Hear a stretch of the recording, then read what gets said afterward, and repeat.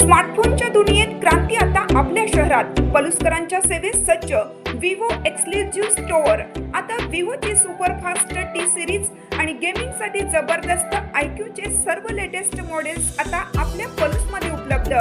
नको बजेटची चिंता, आमच्याकडे फायनान्स सुविधा. तर वाट कसली पाहताय, आजच भेट द्या. देशभूषण शीतल सावळवाडी यांचे Vivo exclusive store, Meenakshi Chitramandir जवळ, तासगाव रोड, पलूस. संपर्क 94 21 22 42 54 किंवा 91 72 57 16 27. कृष्णा नदीच्या पाणी पातळीत झपाट्याने वाढ. नागठाणे शिरगाव बंधारा दुसऱ्यांदा जलमय.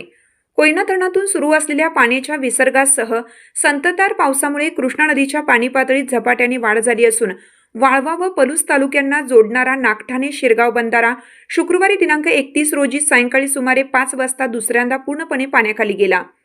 शुक्रवारी दुपारनंतर नदीच्या पाणी पातळीत अचानक वाढ होण्यास सुरुवात झाली.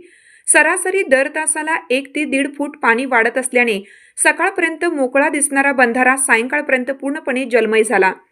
नदीपात्रातून मोठ्या वेगाने पाण्याचा प्रवाह सुरू असल्याने परिसरात सतर्कतेचे वातावरण निर्माण झाले आहे. अचानक वाढलेल्या पाण्यामुळे नदीकाठावरील अनेक शेतकऱ्यांच्या विद्युत मोटारी पाण्यात बुडाल्याने त्यांचे मोठे आर्थिक नुकसान झाले आहे.